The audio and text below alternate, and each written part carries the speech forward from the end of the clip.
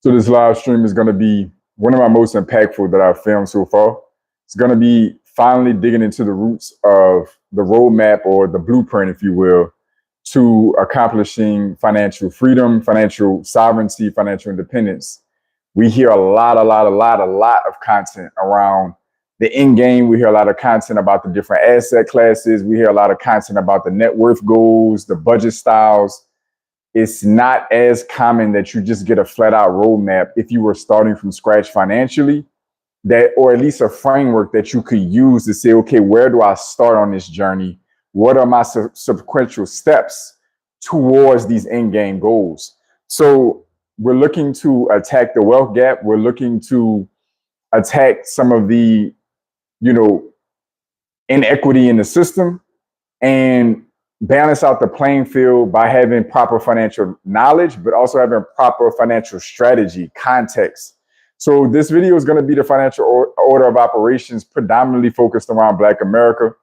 This is going to be coming from a couple different angles. Number one, it's designed to target people who already don't come from, a wealthy, well-to-do background, that don't come from an affluent background, that aren't coming from inheritance or significant inheritance, not coming from well-connected parents or families. This is going to really be laid out and designed for people who are truly getting it out of the mud, like truly building their financial future and the future of future generations from scratch. So this may not agree or align with some of the other order of operations around investing or financial order of operations that you've seen. We're going to actually go over 3 or 4 prominent ones that are already out there in the financial space by respected content creators and financial professionals. So I want to give a framework to what's out there already, and I'm going to give you my customized, framework or roadmap around a financial order of operations so you can answer those questions like, where do I start? How do I go about this? Where am I on this journey right now? Now that I am alert to these things, on these end games, getting wealthy, building wealth, business ownership, investing. Where am I from these different goals, from these different things, right? I want to give a shout out to one of my, viewers, one of my pioneers, Brandon Man 90. Hopefully he catches this live stream, if at least catch the replay, because this, was already baked in, to be completely honest. It was already intended to cover this topic. I didn't know if I wanted to do a live stream or a pre-recorded video, but it's been sitting in the chamber for months now because it's so important to have that like strategic roadmap. But I had a live stream recently where Brandon Man 90 actually took the time out to organically ask on his own, like, look, all of this sounds great, but where do I start with my finances? Can you do a video around where I can start? And I was like, you know what? This is clearly a sign it's time to cover this and just go out here and cover it for what it is. I may still do an edited, pre-recorded version of this just so it can be all polished and pretty. But you know how my live streams generally are. It's a lot more of me, conversational and presentationally presenting this information, if you will, without all the graphics and all of the extra stuff. So for those of you who have the attention span, you can lock in on this. Feel free to stay in and get this value. If you're coming into the live stream, make sure you leave a like. Let me know you're in the building. Show your support on the channel. So make sure you leave a like, leave some emojis down there, and let me know you're in the building. So let's take a look at some of the existing financial order of operations or ideal orders of investing that exist already. We're going to cover who it comes from and what they are and just brush over them, not to spend a ton of time, but to give context to what this looks like already, because I didn't originate this framework per se. I'm just customizing it based on my experience as a financial professional, which for those of you who are new, I am a banker by trade, retail and community banker by trade, a business banker by trade, private client banker by trade, and I have a FINRA investment license. I have mortgage loan originators license, life insurance license, business banking certified. So business credit, business deposit relationships, as well as personal consumer credit, personal lending, the whole gambit. I am close to a one-stop shop when it comes to financial services, my knowledge base, my experience, etc. I've been in the field for collectively over 12 or 13 years, in banking particularly over 10 years. So you're getting this from somebody who literally helps people with this kind of stuff every single day. Hundreds and hundreds of people and dozens of small businesses per year. Everybody from their inception all the way up to 6, 7, and sometimes 8 figures in net worth for individuals, and revenues on businesses from their very inception all the way up to 6 and 7 figures in revenue. So for context purposes, you're not just getting this from some random dude talking on YouTube. I am not your specific financial advisor. I'm not your specific banker. So at the end of the day, you have to take this as educational content. The disclaimers down in the description section. But at the end of the day, I'm just giving you something to think about and a framework to work off of. That's okay with you. Let's just get started. Hey, anime boy. So financial order of operations by The Money Guy is probably going to be the most prominent you'll find on the internet. The Money Guy is a show that is hosted by two gentlemen. I am not crazy familiar with them, so forgive me for not giving you their names and a bunch of content or context rather. But at the end of the day, this is going to be one of the most prominent you'll find if you look up financial order of operations. Shout out to y'all leaving y'all likes and support in the building, y'all emojis. Let me know y'all in the building. Shout out to every single one of y'all. So to get straight to the order of operations by The Money Guy, they break it down and say the number one thing you should focus on is deductibles covered, meaning that all forms of insurance that you currently have, you want to save up your highest deductible in savings, because they look at it and say, if you have an emergency at any given point in time, you need to be able to handle your deductible so your insurance can kick in and cover your back. Shout out to y'all leaving y'all likes likes. Shout out to Portugal, man, in the building. Shout out to everybody from overseas and other parts of the world. Shout out to Portugal. I'm feeling pretty good today. How you feeling? How y'all doing? So deductibles covered is number one. Employer match is number two. Shout out to y'all running up these likes. Every single one of y'all and y'all emojis coming in the building. PNR Connected, my guy in the building. Shout out to you, sir. How you feeling today? So employer match is number two. I agree with this one. I wouldn't put it at number two, but we'll get to my list shortly. But I definitely support employer match for sure. High interest debt. I respect that one. It's not going to be my number three, but that's number three for The Money Guy. Emergency reserves is number four. Definitely an important one. Also not at the top of my list. Roth and HSAs, definitely a respectable one. Max out retirement plans, definitely another important one. Hyper accumulation is what The Money Guy calls number seven. That is going to be where they're recommending you save at least 25% of your income and invest it. So totally respect that one as well. And this is going to be like you investing in a brokerage account on your own, outside of your retirement accounts, outside of your employer-sponsored plan. So if you can accomplish this one, that's definitely going to put you in a phenomenal position.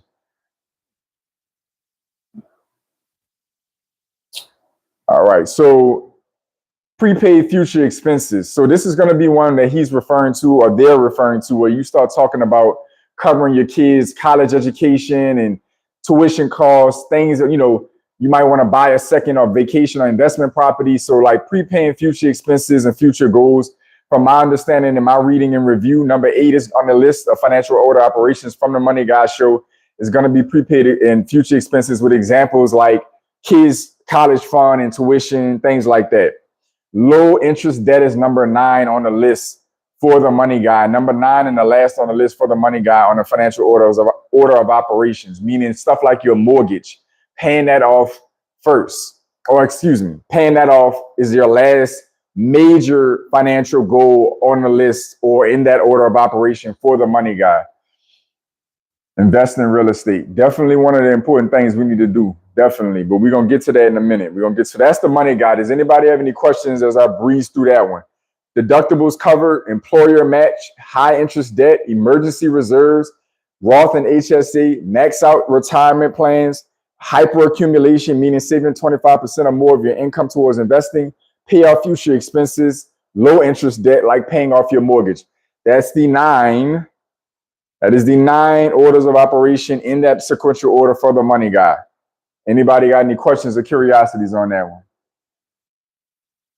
So the next one is going to come from one that you guys may not be as familiar with or know. That's going to be coming from Matt Sorensen, Ideal Order of Investing.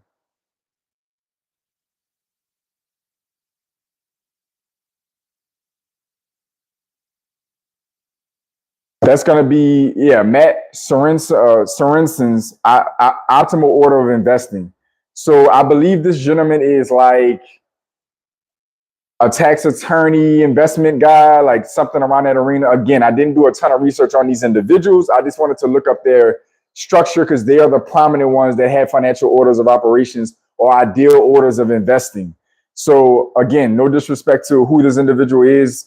but I believe he's either some type of attorney or a tax professional that's in the wealth space as well. So he gave a really good one as well. His number one step or ideal order for investing is as follows. It's establish an emergency savings account. So that one's going to be stuff like job loss, medical emergencies, you know, and having the cash on hand so you don't have to prematurely sell investments. That's number one for him. Number two is going to be max your employer 401k match. So that's going to be something that he emphasizes needs to be the second thing. And this is primarily going to be an order of investing. So keep that in mind. It's not a full-scale financial order of operations, right? So we need to keep that in mind. Shout out to y'all running up these likes in the building. Y'all keep it up. Keep it up. Put the emojis down and let me know in the chat y'all in the building. All right, so maximize your employer 401k match is number two. Pay down high interest debt. This is also like the money guy. This is number three. So this one is kind of ranking top for both of these entities, these respectable, prominent entities in the finance creator space. Number four, fully fund Roth IRAs specifically. So Money Guy was saying retirement accounts altogether where they didn't discern traditional IRAs versus Roth IRAs, right? So this is important. He's emphasizing Roth IRAs in particular to fully fund that. Once you've built an emergency savings account, maxed out your employer plan, and paid off high interest debt, you need to fully fund your Roth IRA, according to Matt Sorensen. Maximize a health savings account, HSA. This is on both lists. The HSA is on both lists. And that's because there's a triple benefit in taxes on the HSA. Not going to dive into too much, but if you're eligible and HSA is considered a triple tax advantage account, contributions are tax deductible, funds grow tax-free, and withdrawals for qualified medical expenses are also tax-free. So this is why it's such an attractive account and why it's being emphasized. He brings up an interesting one that I believe is worth talking about. Yo, Credit Cousin, what's up, my guy? What's up, my guy? I wanted to shout you out too, man. Your channel's taking off. I didn't realize how well you were doing, but shout out to you. P&R Connected, tapping in with the Credit Cousin. Shout out to all the gentlemen, my pioneers coming in the building. This is number 6 is an interesting one, right? The mega backdoor Roth. So again, I believe this gentleman is like a tax advisor, tax attorney, something like that. So it makes sense that he's getting into the weeds of these unique strategies, because many of you may not have even heard of a mega backdoor Roth. But this is really good for high income earners in particular. People who are already maxing out employer retirement plans like 401ks, maxing out the existing Roth accounts, and still have excess funds to roll into some kind of tax benefit or, you know, smart investment account with tax shelter. The mega backdoor Roth for those with high incomes is a strategy that allows for additional after-tax contributions to a 401k that can then be converted to a Roth account. This is an advanced technique for maximizing tax-free savings.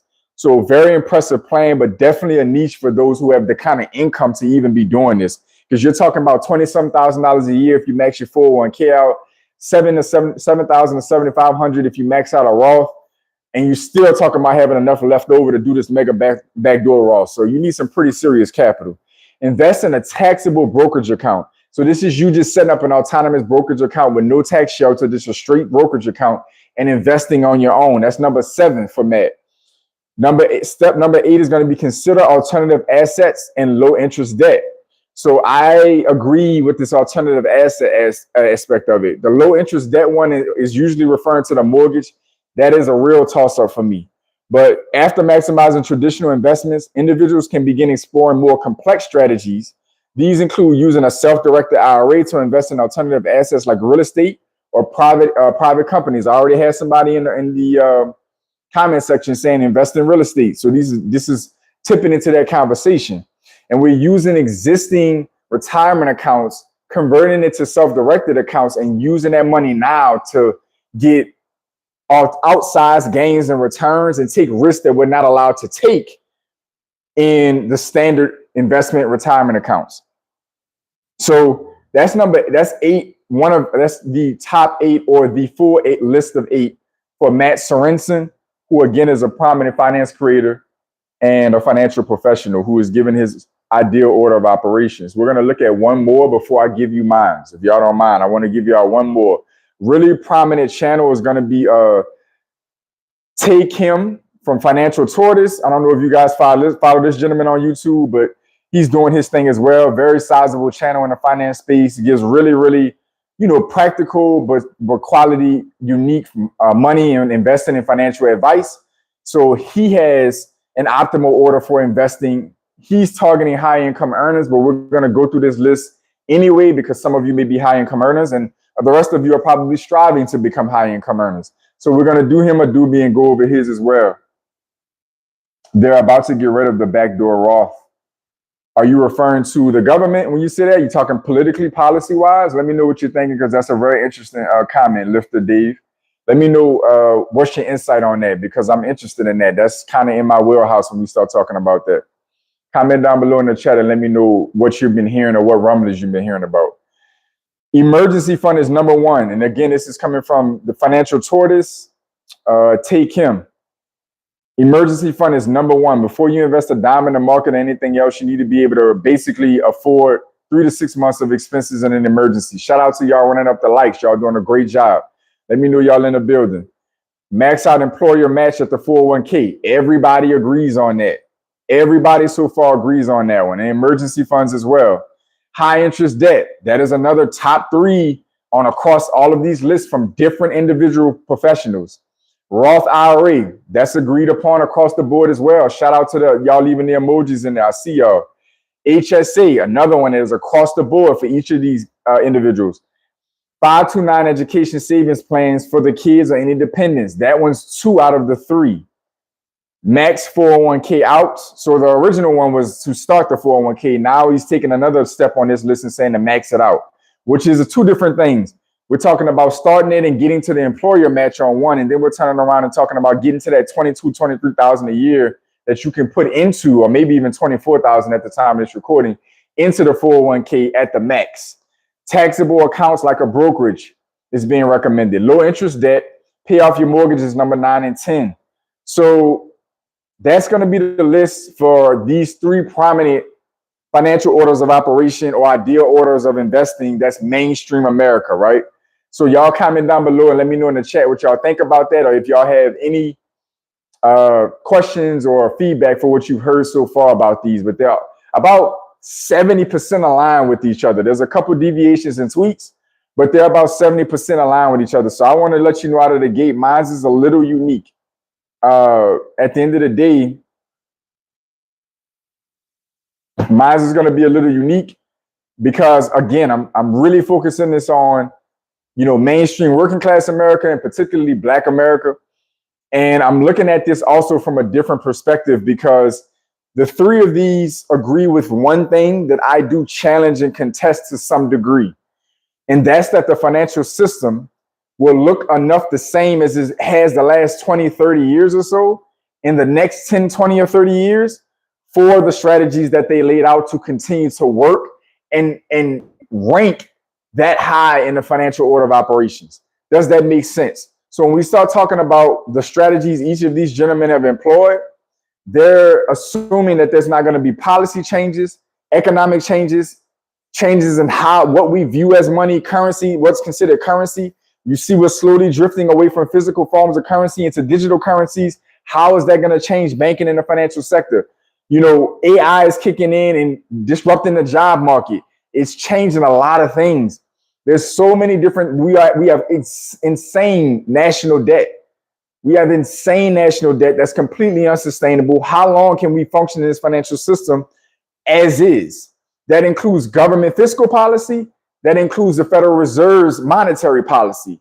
So all of these different things, they're presuming that you're going to be able to, because all of these financial orders of operation are relatively current. These are all within the last couple of few years that I can see. So it's not like this stuff is 5 and 10 years old. All of these that I can see are 2020 or more recent, 2022, 2023, that these have come out. So these gentlemen are all optimistic that the financial system here in the United States and in Western society is going to largely look the same in 10, 20 to 30 more years. This is why my financial order of operations is unique. One reason, at least, that it's unique as it is, because at the end of the day, I am not so confident that everything that we see now and as we see it now will be the same in the next 1, 2, 3 decades. We have too many things that have already changed just since COVID. Serious changes. Banks no longer need any reserves to lend money out now. You have a more consistent cashless society going on. You have major interest rate fluctuations and changes. We've gone to record low interest rates all the way up to 20-year high interest rates. We're trending back down on interest rates all in 4 years. So there's a lot going on that leads me to believe that we need to take some of these principles that these gentlemen laid out and apply them and copy them for sure. But we also need to have an alternative look if the world shifts and changes under our feet. And one of the reasons we need that so bad is because, particularly in Black America, we're the furthest in proximity away from the financial, being in the know and financial shifts and changes. And I always talk about proximity constantly on this channel. Those closest in proximity to knowledge, information, shifts, market trends, make the most money and get out of the way of damage the fastest. Those furthest away make the least, get the crumbs, maybe get nothing. And then they also get hit the hardest when things go bad. So I am laying out a financial order of operations that accounts for things continuing to stay relatively similar for the next 10, 20, or 30 years as they are today in this financial system.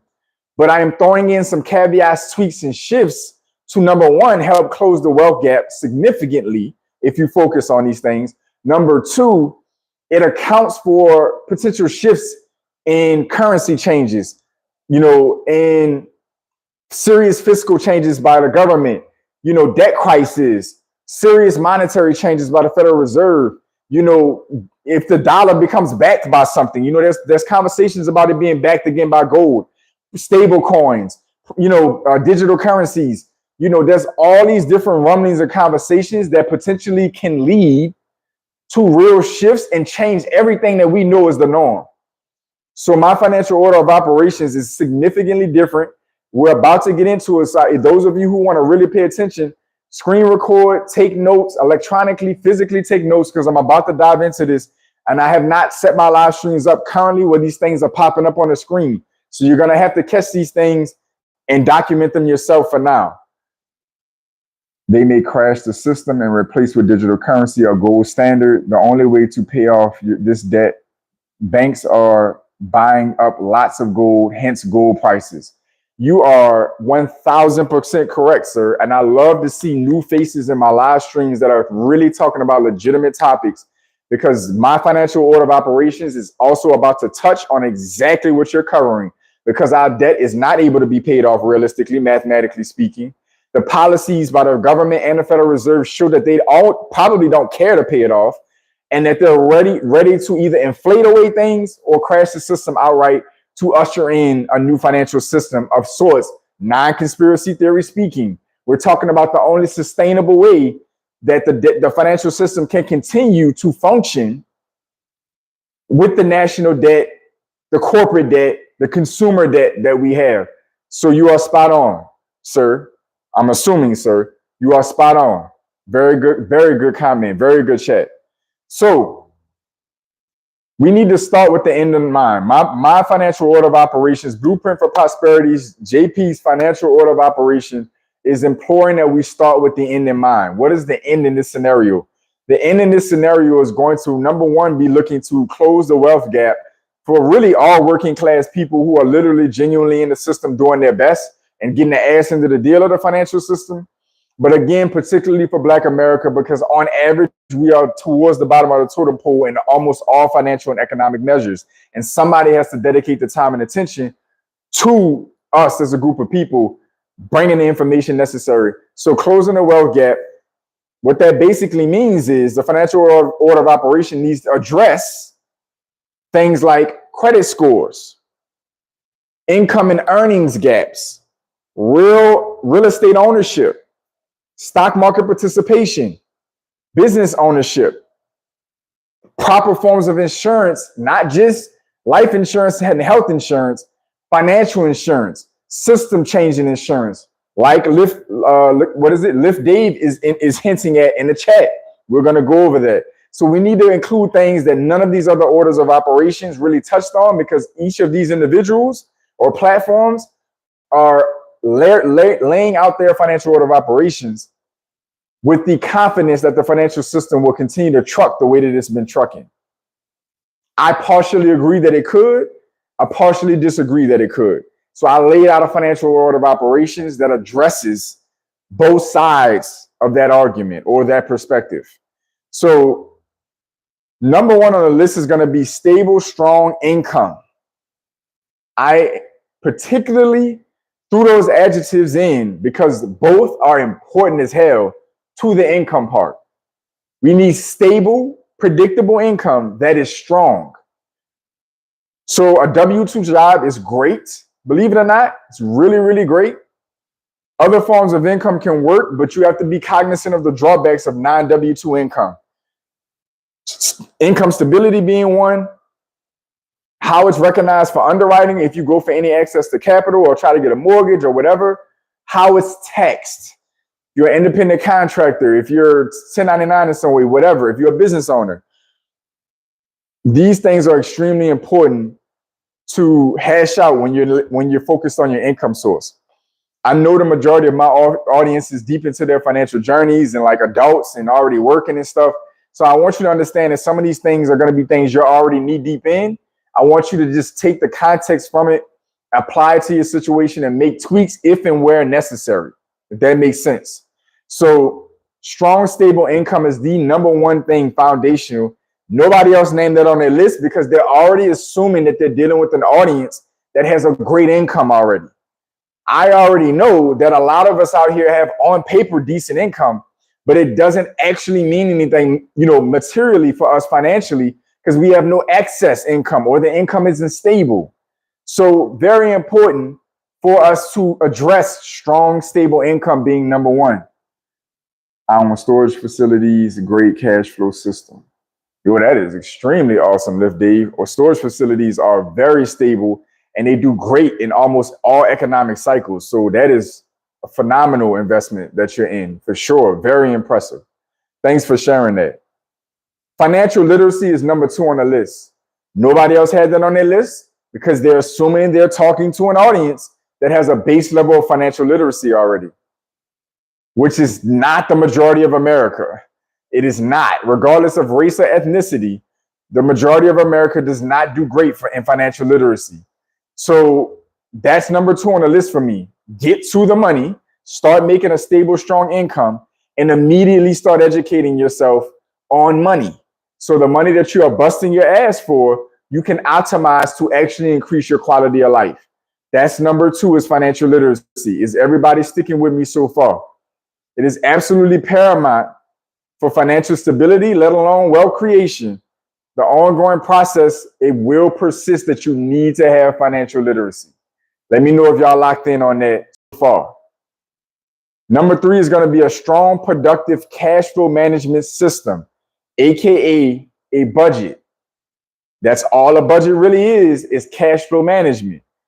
Makes the income you're earning productive. Having one makes the income you're earning productive. This is important. Cash flow management, a budget, is essential. The money is no good if it doesn't have a mission. The money is no good if it doesn't have a mission. You got to have a cash flow management system in place. You have to know where every dollar is coming in from and where the majority, if not all of that money is going out at. And it needs to be hopefully doing something productive for you in the process. Shout out to y'all leaving the emojis and the likes in the building. Y'all doing a great job. Y'all doing a great job in the chat as well. So that's number 3. Everybody's sticking with me so far. I'm going to recap these again when I go over them, but I'm going to be going, this is the only time I'm going to go through them in detail. Max out all work benefits. So I'm going to encapsulate what the other 3 that I covered broke out. They broke out the HSA. They broke out the Roth IRA. They broke out the 401k matching and 401k stuff. So that's all cool. I love how you articulate financial literacy. Lotus Flower, welcome back in the building, my dear. It is a gift to have you back in the building, and thank you so much for the compliment. I'm grateful that it is digestible for the majority of you watching. So max out all work benefits. I'm going to spend a quick second on this one because this is one that I find people take for granted the most as a banker. I'm talking everything from 401ks ESPPs, meaning employee stock purchase plans, life, disability, health, and disability insurance, cell phone discounts, discounts on products and services. Get it all. It is all a part of your compensation. We are trained to think about income. We are trained to think about the actual cash part of our compensation as our only compensation. And it couldn't be further from the truth. Significant portions of your compensation are left outside of the cash part. It's the employer match on your retirement accounts. It's the employee stock purchase plan, the discount on the company stocks. It's the life, health, and disability insurance that is either free or extremely cheap that is provided to you by your job that some of you don't have anywhere else. They're offering 15, 20% discounts on cell phone services. You might be having a discount to go rent a car, buy a car. My company, the financial institution I work for, has discounts on purchasing a vehicle. You guys are working for, you did the work, you either got an education or you got the work experience. You're working for a decent, sizable company that is big and strong enough to offer other forms of compensation as a part of your package. And you're leaving the damn money on the table. This is so important. This is huge. God damn it. Max out all of your benefits from your job. It is literally money that they owe you that is a part of your compensation.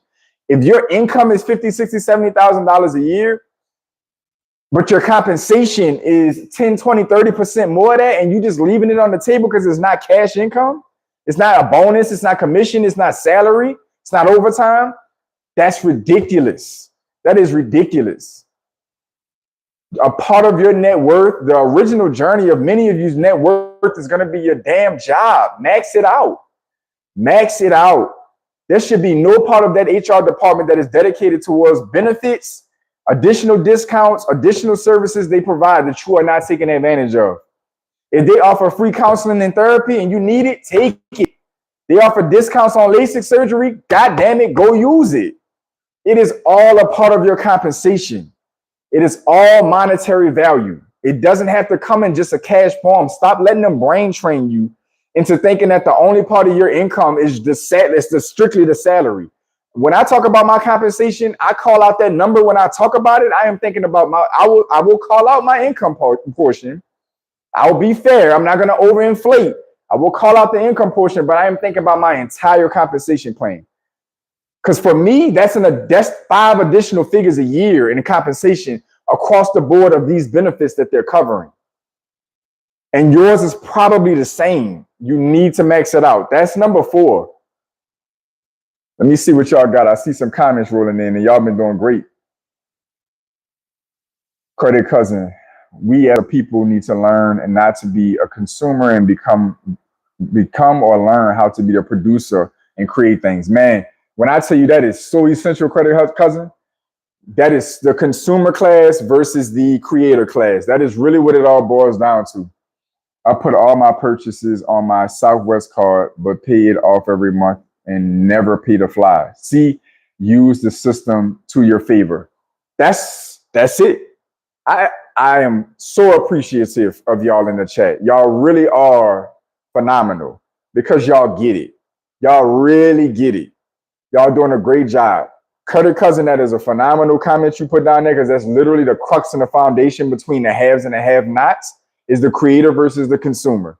Lift Dave, phenomenally well put when it comes to using the financial system to your advantage because it can be done. Literally the basis of this channel is relationship banking, maximizing your borrowing capacity, maximizing the financial system. The entire channel has been talking about strategies like that. How do I use credit cards effectively to not only not pay interest and not lose money, but to make money, to add financial value to my life using the tools available. So shout out to you for that because that was brilliantly put. Number 5, hints to this, build credit and relationships with banks. Literally, you stumble right into it, Lift Dave. Number 5 on my list in financial order of operations is build credit and build relationships with banks for exactly what you individuals are talking about in the chat. Exactly that. How do I use the deposit accounts, the credit cards, the loans, the lines, all of these different financial resources and tools to advance financially?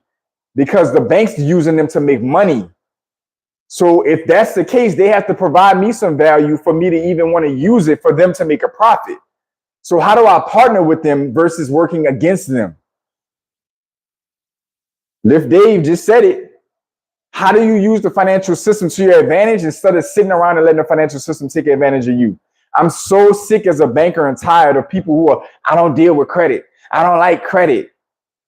I don't want to use this. I don't want to invest. I'm scared I'm going to lose my money. If you want to sit around and let the financial system plunge into your backside without spitting on it, have at it, host. Enjoy yourself. But for those of us that are willing to understand that the financial system is going to squeeze everything out of you that it possibly can until you kick the damn can, and then it's going to squeeze it out of your estate.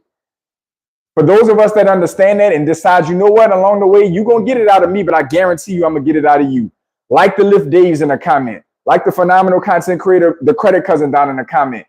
These Lotus Flower, you know, all of these individuals that I can't even think of right now that have been phenomenal in the chat. We are individuals that get it. We get it. I understand that the financial system can be leveraged both ways. Or they making all of this money off you when they do X, Y, and Z. That's okay because I'm making even more money when I go out to do X, Y, and Z. When I go out to do ABC. If they can make money off of me with credit cards, then I guarantee you there's a way that I can use that credit card to make money out the system. If they can make money on me with a mortgage, they're going to give me to pay for their house 3 times over, then I'm going to go house hack and buy me a 4-unit complex that's going to pay me 5 times over for the property. And I'm not going to be the one paying the mortgage. Use the system to your advantage. Use it to your advantage. No risk, no reward. That's facts. Intellectual property. That is a fact. You must be disciplined, though. You absolutely have to be disciplined. Your mind has to be ready to play this game. To play the credit card game, to play the credit game, to borrow money, to be a business owner. This has to be in order. Absolutely. Number 5 was build credit and build relationships with banks. I could spend so much more time on that topic, but I'm not for now. Decide on home ownership is number 6. Decide on home ownership is number 6. There's a huge rift in the financial space on if home ownership is actually a financial asset of progression or not. There's people like Grant Cardone and others, you know, that are completely on the idea of owning a home and saying you're an idiot. Then there's others out there who are still drastically advocating for it. The reality of it is owning real estate is generally a smart move. But like any asset class, you have to make it make sense. People buy homes emotionally, and that's why the numbers don't always work out. Yes, home ownership is a very material, emotional decision. It is very much so. You're going to spend a significant amount of your time there. You're going to have a lot of your memories there. Your family's going to pass through there. There's a lot of non-monetary value, psychological value, emotional value, family value to owning a home that doesn't have to add up to dollars and cents. But because we're covering financial orders of operation, we're talking about the wealth gap, you have to make it make financial sense in the process. The home that I'm sitting in right now, I bought when interest rates were sky high relative to the last 20 years, but I bought it on a short sale. I walked in with 5 figures of equity because the house was brand new, renovated after a storm. And in the process of renovating the property to sell it at top dollar, the individual ended up in trouble paying the mortgage and had to put it up in a short sale, basically just short of a foreclosure. So I walked into equity, even though I paid at a higher interest rate than what had been in the market for years.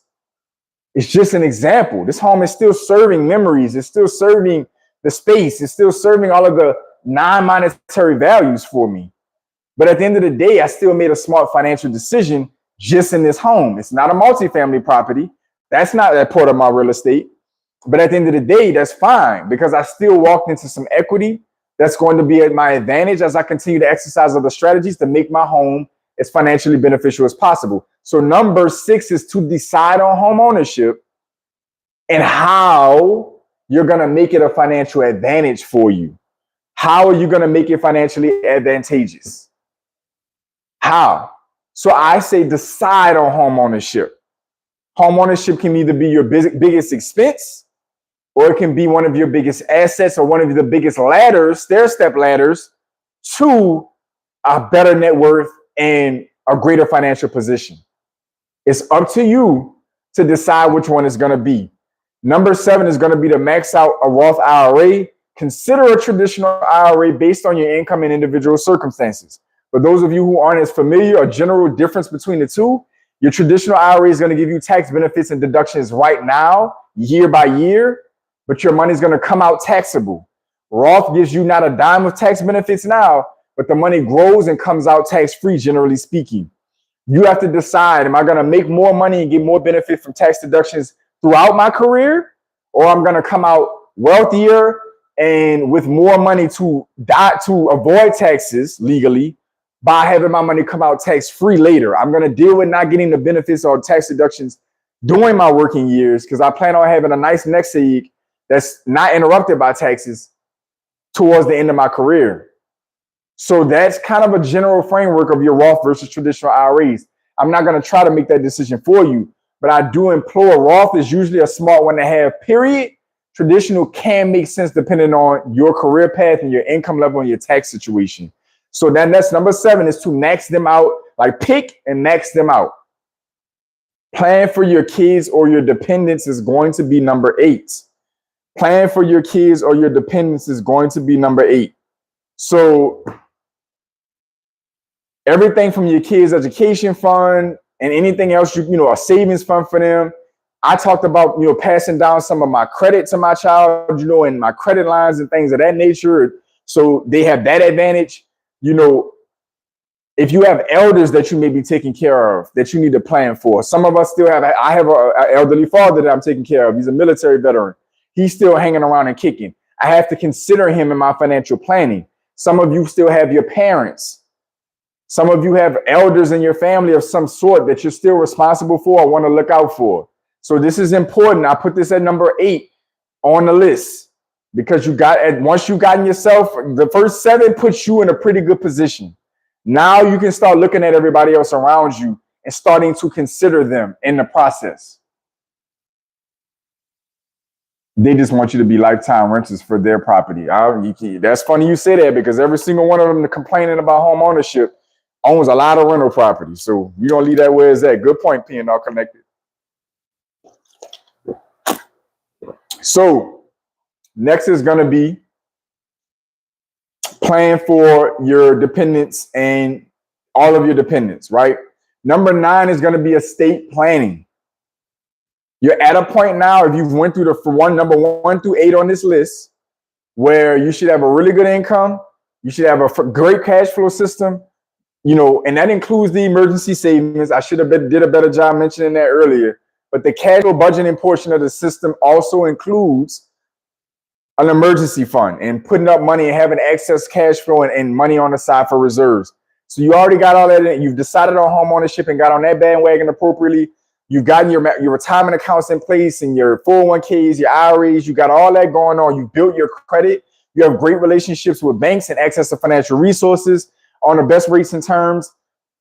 Cool. You've started to plan and strategize insurances and other savings and coverages and 529 plans for the kids and disability care and elder care and all of that stuff for the people that you're responsible for. Now you need estate planning in case something happens to you prematurely, or when something happens to you eventually and you pass on and you have people left over that you're still responsible for. That's number 9 on the list. Now it's a good time to start looking at estate planning once you've checked everything else off. You need to start putting together the wills, the trust. You need to, start having conversations about trust and, who's going to take over the estate, who's going to lead this, who gets what am I leaving behind? All of these different conversations, you need to start having them yourself and with a qualified attorney, or depending on where you are, whoever's, qualified to do estate planning with you. It could be a financial advisor, etc. So you need to start having that conversation. That's number 9. Are y'all sticking with me so far? And let me know if y'all keeping up, how y'all feeling about this so far. We got about 4 left. Let me know what y'all thinking so far. My man say Grant Cardone. Yes, absolutely.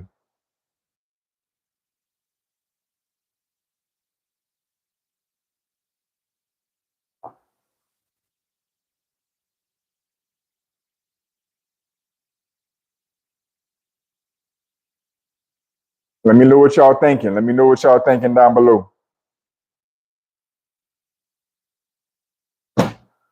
All right, got 4 left. The next one is not on anybody else's list, but Lift Dave, I think you're gonna appreciate this. Credit Cousin, some of y'all gonna appreciate this. Number 10 on the list is gonna be insurance, not just investment. Precious metals and land. Precious metals and land. It's number 10 on my list of financial water operations. Nobody else that we covered even came close to talking about these. And I think it's a disservice. Even if you believe the financial system in your mind some kind of way is going to truck along unobstructed. Number 10 is precious metals and land. Not about investing. Sure, you can probably come out doing well if you do those strategically. But number 10 is precious metals and land as an insurance on a shifting financial system, a potentially collapsing financial system, a shifting one, a deliberately crashed one. However the hell you want to look at it or whatever way you think it's coming, the financial system as it functions right now is unsustainable. The debt levels are unsustainable. The government spending is unsustainable. All of these things cannot persist. The entire world, honestly, is in a debt crisis. There's a lot of central banks and private banks stacking a ton of precious metals. Lift Dave talked about that in the chat. It is a fact. JP Morgan Chase is a huge financial institution storing a ton of silver. Central banks are stocking precious metals at record levels. Governments are, the Chinese, the Indians, India, tons of gold and precious metals at record levels that they weren't before. The financial system, the global system, the governments around the world, the central banks around the world, gold was replaced as a tier 1 asset by the top central bank in the world. If you guys aren't familiar with the IMF, that gets way deeper into the financial system. We haven't even gotten on that kind of stuff on my channel. There's tier levels of assets. The dollar used to be like number 1, all these different things. Gold has gotten back into that tier 1 asset bucket after being off of it for years.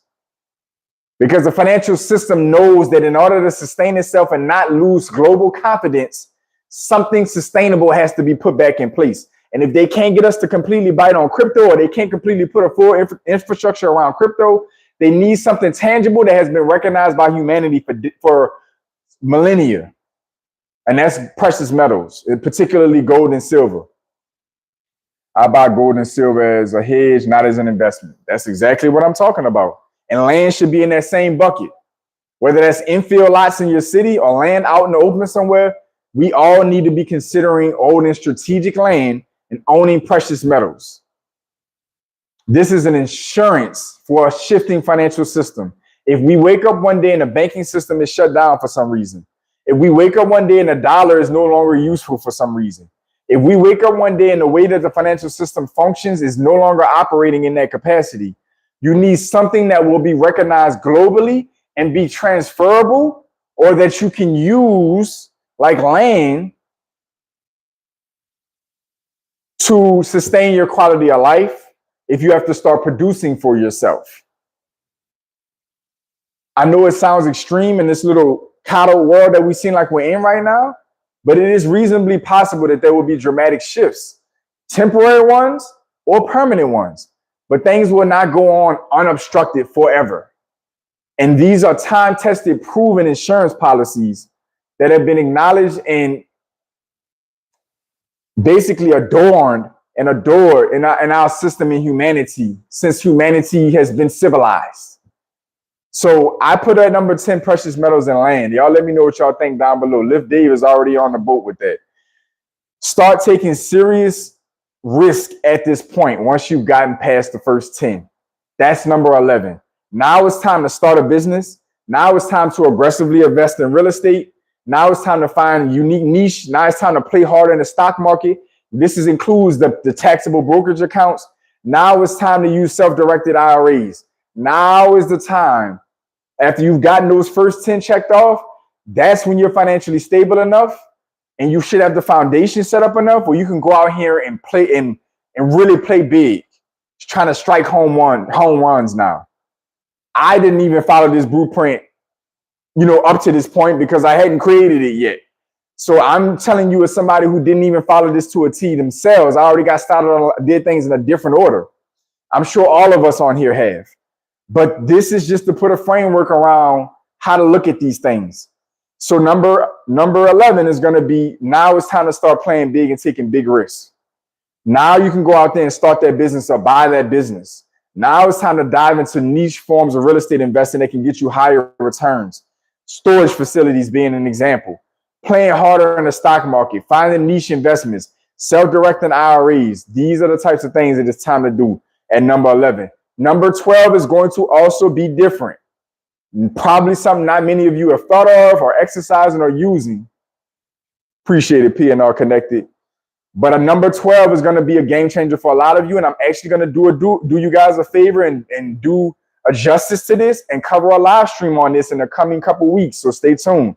Number 12 is going to be building a passport portfolio. Y'all let me know what y'all think about that in the chat.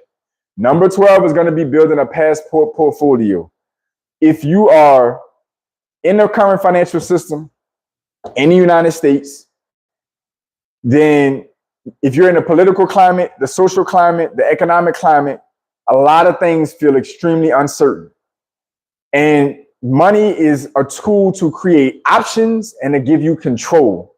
That's where the freedom parts and the empowerment of money comes in.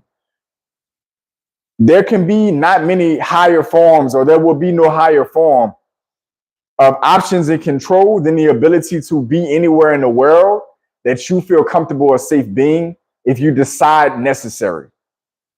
I am, generally speaking, a patriot of this country. I, generally speaking, believe in America, even with its history and its current. And I believe that this country does have unique advantages. I believe that this country has unique people. That having been said, it is still being run, operated, and largely controlled by powers that are not centrally focused on the health of this country. And with that having been acknowledged and said, I am bringing a new concept, at least to this channel and to my viewership, by covering something that not many people out here are talking about. I want to shout out a channel called Nomad Capitalist. That is one channel that I have that has given me a lot of education on a concept of building a passport portfolio and becoming somebody that can, basically a global resident, somebody that invests in, citizenship and permanent residency in other places that will allow you the ability and the freedom and the option to move around if need be. That is something that all of us should be working towards. And once we've done the first 11 things on this list, or checked off as many of the 11 things on this list possible, number 12 is passport portfolio, getting access to other parts of the world, quality countries that will be favorable tax-wise, that will be favorable culturally, that will be favorable if need be to start over in or raise a family in, that you can start or grow a business in. We need to start becoming, and especially in Black America, a lot of us don't even leave our cities. A lot of us don't even leave our cities, let alone talking about moving around in the country and globally. But people are out here doing it. Dual residency, dual citizenship. Yes, and I'm talking about beyond dual. I have clients doing this, by the way. I'm not just taking this from random stuff on the internet. I have clients. I have real life, genuine clients. One of my more comfortable and I'm not gonna say like best clients is if he has all the money in the world, but he's an architect. He does relatively well for himself. He just got dual citizenship to France, and he and his wife just, up and went to France. They'll be back and forth to the United States, but they're gonna be in France X amount of time out of the year. I watched them go through that process for 3 years. People are moving around and giving themselves options. It's not just about trying to be cool and sexy and popping and Instagram famous because you're going country to country. We're talking about strategy. We're talking about survival. We're talking about giving future generations the resources and the optionality they need to survive and thrive. And we got to start talking about stuff like dual citizenships, passport portfolios. We cannot just rely on having one place in the world we can lay our head. We can't. And again, this is coming from somebody who does not hate this country. I don't hate this country. With everything that one can criticize about it, everything that ain't been so hot about it, and the history of it. As a black man, I do not hate this country. I don't. But at the end of the day, we have to be honest and acknowledge the reality of the situation is that things change. Nothing technically lasts forever. Things shift, they change. Things could change and shift in a way where some of us will wish we had the ability to move around and be somewhere else or had the option. Some of you don't even have your passport yet here in the United States. That's something that needs to be talked about. Like that needs to be a priority. Like the ability to not even travel outside of the country. I just got my passport in the last few years, by the way. I'm not trying to criticize or stump on anybody. I'm just saying that it goes to show you how far behind the curve we are.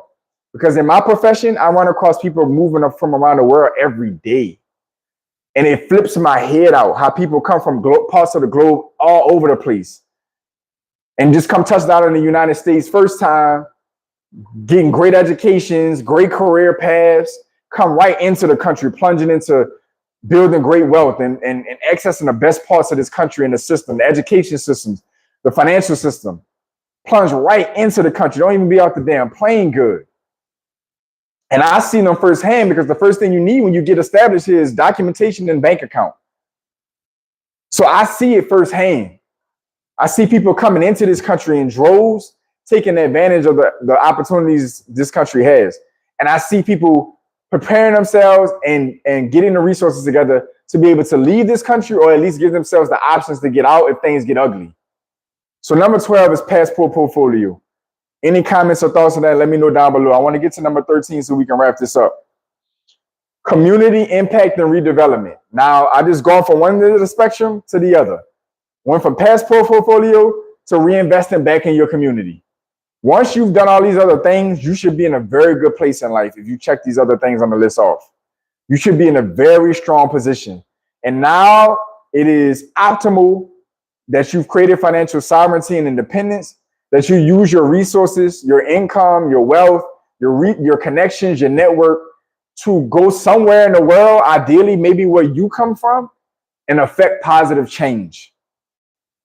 Because somebody like you or in a similar situation to you needs the help. And a lot of us either got that benefit and it impacted us greatly, or we wish we had it. We wish we had it. So you have to get your own stuff in order first. We all do. But coming back to make an impact should be something that should be on all of our lists if we live long enough and get the resources together to do so. That is my encouragement in rounding out my financial order of operations, community impact and redevelopment, re-engaging and redeploying back into your community to affect positive change with all of the excess resources, knowledge, and network that you've gained and built over the years, bringing it back to people who need you. So to recap really quickly before we close out, number 1 is a stable, strong income. Number 2 on my list is financial literacy. Number 3 is a strong, productive cash flow system, aka a budget, including emergency funds, including strategic savings. Number 4 is max out all work benefits, not just retirement accounts, all work benefits, 401ks, employee stock purchase plans, life, health, disability insurance, discounts they offers on things, all of it. Build credit is number 5. Build credit and relationship banking is number 5. Build a good financial reputation and max out your relationship with financial institutions because that's where the bulk of the financial resources are. Decide on home ownership. You may not decide to own a home, but make it a strategic decision and do something in place of it that makes sense. If you do decide to own a home, make it a smart financial decision as well as a smart non-monetary decision. Max out Roth accounts and or traditional IRAs. Plan for your kids and other dependents is number 8. So number 7 is the max out your Roths and any other retirement accounts. Number 8 is going to be plan for any kids or dependents that you have, including elders. Number 9 is estate planning. So overall estate planning, legacy planning. Number 10 is precious metals and land as a form of insurance and as a hedge against a changing financial system and a potentially collapsing or overhauling financial system. Number 11 is start taking higher risks once you've checked everything else off the list. Take higher risk, start or buy a business, invest in real estate, play harder in the stock market, find a niche investment that has greater potential for return, like private equities, self-directed IRAs, take more risks, go big.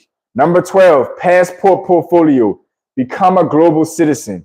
You can keep your stakeholder here if you're patriotic to the country or you love the country or it just feels like home, but you should at least give yourself the option to have somewhere to lay your head or set up shop in another country that has great potential if you need to start over. Number 13 is to come back and reinvest and come impact and redevelop your community or somewhere around the world that can use your benefit and use what you have to offer. That is going to be my custom financial order of operations at the time of this recording. Y'all let me know what y'all think in the comment in the chat down below. Those of you who stuck it out with me, let me know what y'all thinking because we about to wrap this up.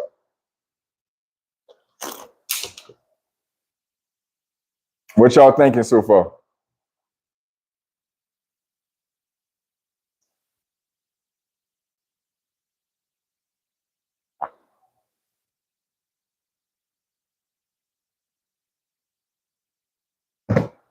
So what I just laid out is something that I hope gave you guys a tremendous framework on how to reevaluate your current financial positions, your financial strategy, and your end game.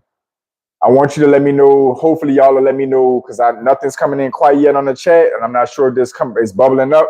But let me know how this may have altered. And then those of you, of course, watching the replay who stuck this out, let me know if what of this may have changed your mind about things, raised some antennas. How much of this was already on your list? How much of this is brand new to you? Let me know in the chat or the comment section what your thoughts are, because I know this is an alternative perspective on several different levels for a lot of people. So let me know what your thoughts are. I enjoyed putting this together. It gave me a reflection point because honestly, I hadn't put one together for myself yet. So it hit me that this is something that we all need to have to start working off of. We all have to have a framework, a system, a strategy, something to refer back to keep us on point. Thank you, Credit Cousin. I appreciate you, my guy. But I appreciate your feedback. So y'all let me know what y'all thoughts are. Let me know in the comment section in the chat before I wrap this up, but in the comment section on the replays, what y'all thoughts are, because again, this is very important to the wealth and the well-being of all of us that are looking to enhance our quality of life, leave legacy wealth, and just make great strides in our impact and what we gain, what we accomplish, financially speaking. We need structure like this. We need strategy like this. Let me know what you might do differently. Let me know what you might take out, add to. Let me know your honest feedback down below. To all my pioneers, welcome back. To my new viewers, welcome in. I appreciate every single one of y'all. Y'all make these live streams worth it. When it comes to the engagement portion, you want to tie in with me on Instagram, links in the description below. If you want to work with me one-to-one, either comment or get in the description down below. I want to give one last plug to the Credit Cousins YouTube channel. P&R Connected, I appreciate you, my guy, for sticking out another great hour and some change with me and giving your feedback. I'm grateful that it was useful for you. All of you, I just wanted to let y'all know I appreciate y'all. Like, comment, share, subscribe on the replay of the video. Boost the video. Y'all support the channel so this channel can continue to support you. Want to give one more plug to the Credit Cousin YouTube channel down below that's been in the chat. Lotus Flower, I'm grateful that you still been in the building, and thank you so much for staying tuned. I hope you got great value out of the video and found some points that were agreeable, and maybe I'll raise your antenna on a couple of things that may have been different. Thank you for staying tuned. But y'all let me know down below. Y'all check out the Credit Cousins YouTube channel and everything he's got going on over there. His channel has really took off in the last 6 months or so. So y'all tune in and continue to support other content creators that are genuine and trying to put out good content as well.